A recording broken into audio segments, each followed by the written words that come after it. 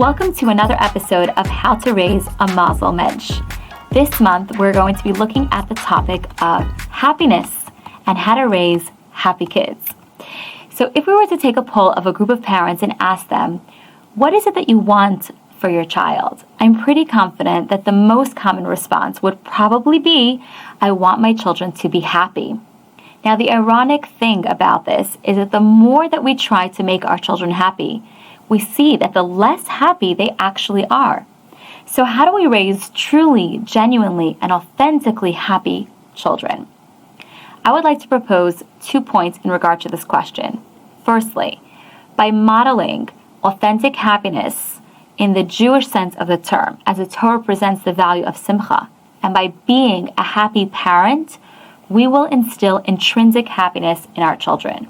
2, by focusing less on raising happy children and more on raising children with values and meaning, we will see that our kids will be happier. But first, we need to take a step back and look at the concept of happiness itself and try to define what does it mean to be happy so that we can figure out how we can achieve this quality within our children. So our culture is very happiness-centric. The Declaration of Independence lists pretty incredibly life, liberty, and the pursuit of happiness as a right of every citizen. Now, isn't it amazing to be living in a country that values happiness? But the problem and flip side is that the idea of pursuing happiness conveys the message that happiness is external. It is something to pursue outside of us. And so we see in our happy, crazy culture that being happy is associated with having certain external things in our life. Having beauty, having fame, having delicious food, a fabulous home, a gorgeous car, owning certain possessions, and of course, having the picture-perfect family, whatever that is supposed to look like. But of course, standing with gorgeous, white, shining smiles and looking so happy. It's all about what you have, gratifying your wants and desires and maintaining a certain look. But this constant pursuit of happiness, we see actually consumes us, and it can eat away at our positive frame of mind and mental health because it is, by definition, a pursuit. Do you ever actually get there, or are you always running after it?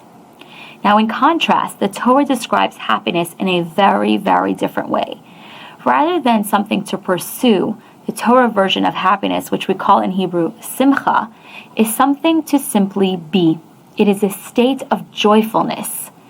In Judaism, happiness is a state of being that a person can actually consciously choose to put his or herself in. For example, it says that when we start the Hebrew month of Adar, which is the month that we just began, Mishenechnat Adar marbim b'simcha. When we enter the month of Adar, one should increase in joy. So what this concept tells us, yes, we're anticipating the holiday of Purim, but that we're actually bringing joy into each and every single day of the month, whether before or after the holiday. It tells us that rather than seeking happiness from an external source, happiness is a switch that you can turn on inside of ourselves at a moment that we choose. Just as we can increase in happiness with a simple turn of a calendar page, we don't need the latest and greatest gadget, car, vacation, experience, fill in the blank to be happy. But true joy bubbles to the surface from within when we make the choice to be happy. Because happiness is an attitude, it's an outlook, it is a mindset. A great book that I want to highly recommend is this book called Positivity Bias. And it really elaborates on this idea in further detail. And to read the tagline, it provides practical wisdom for positive living inspired by the life and teachings of the Lubavitcher Rebbe. Really recommend reading this to truly understand this concept. But there's also another idea about happiness that Judaism teaches us, and that is that it is also a state of mind as well as an outcome of being a giver. Happiness, we are taught, is cultivated by thinking about others, by being less self-centered, by focusing less on self-gratification, by being a mensch, that mensch we've been talking about, by being appreciative of other people and appreciative of what we have in our lives. And there is even a type of happiness that we call simcha shel mitzvah, the happiness of doing a good deed. Because when you are giving to others, when you help somebody else, it generates an intrinsic feeling of joy and happiness, of meaning and of purpose. Now, what a difference. Because in reality, we all know that this version of happiness is much more sustainable, it is more realistic and more attainable than the fame and fortune version of happiness, because it is actually within our reach. It's not dependent on external factors or on other people. It is only dependent on choices that you make for yourself.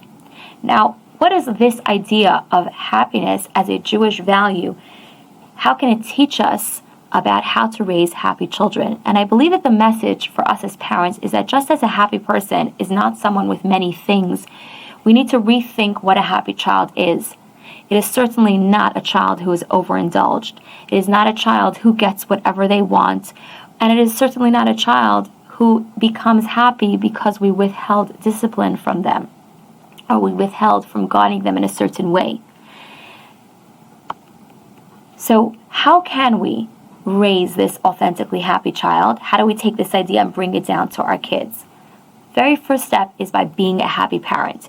We've spoken before about the importance of modeling the values that we want for our children. So when we exude a positive attitude towards life, towards parenting, and towards our kids, they feed off of our positivity and our happiness. When they hear us complaining about life, complaining about parenting, complaining about them, they hear that message too. Now, we all do that. We're human, but we also are human and can rise above. What makes the biggest difference is what are they hearing the most. So yes, as modern parents, we are juggling multiple roles and we're under a lot of pressure. And sometimes we need to remember to just enjoy our children and let them hear those positive messages of how we enjoy their company and being around them, and just we are happy to be their parents, because what a gift it is. It is the most incredible experience of our lives. And yes, sometimes this requires making a conscious choice to get into an upbeat mind frame, to put on that positivity bias, to look at our children and what challenges we're going through with that positive frame of mind. But when we do, it can transform our home. It can transform the way that we feel about ourselves, and it can transform the way that we see our children. Sometimes we just need to take that moment to laugh with them, laugh at their silly jokes, to just enjoy being with them, enjoying to watch them play. Just take that time to be in the moment, to be happy being their parent. And this time that we have with them is so valuable, because it is going to pass by very quickly. Before we know it, they're going to be grown up and they're going to be out of the house. And when they see how much we're enjoying parenting them while they're young, this happiness will provide a strong sense of security and belonging, so that our child will want to be around us. They're going to feel good in our presence.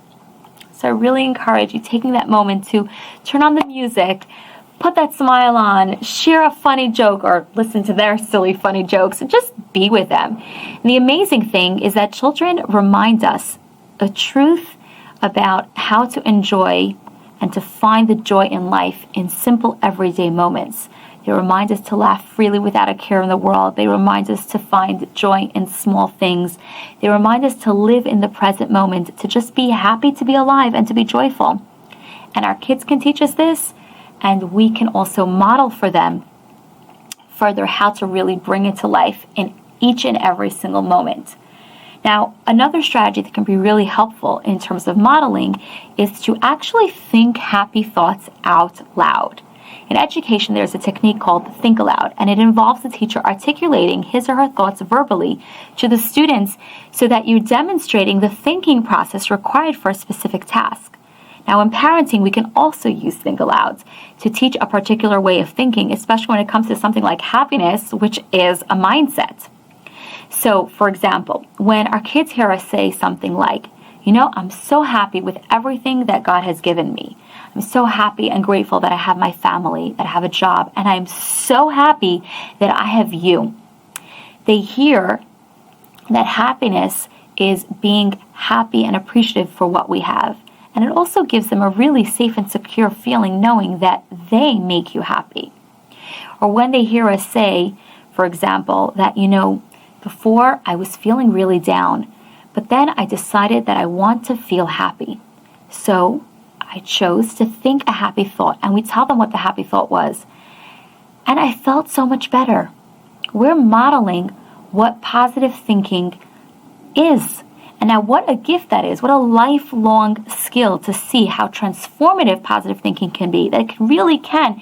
When you make that conscious decision to think positively about something, you can change your mood and you're not dependent on other people. Or if we tell our kids like stories or experiences of the impact on our moods when we help other people.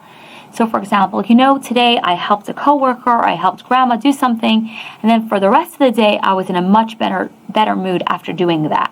When our children hear us talking about finding happiness in simple things, when they hear us talking about being happy with what we have, when they hear us modeling making a choice to be happy, feeling happy after we helped other people, when they hear us talking about being happy to be Jewish and the joy that comes with that, when we model this, both the positive thinking and the authentic happiness and joy of just living life with a positive attitude, and when we model being a happy parent, we instill in our children this value of simcha, a happiness that is internal, a happiness that is eternal, that no matter what life throws your way, you can find inner joy.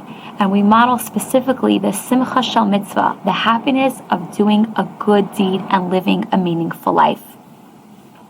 So I look forward to our next episode and elaborating more on this idea of raising happy children, and particularly when it comes to this question and dilemma of what I also need to discipline them and how do I find that balance. So that's all for today. Thank you for listening, and Shabbat Shalom.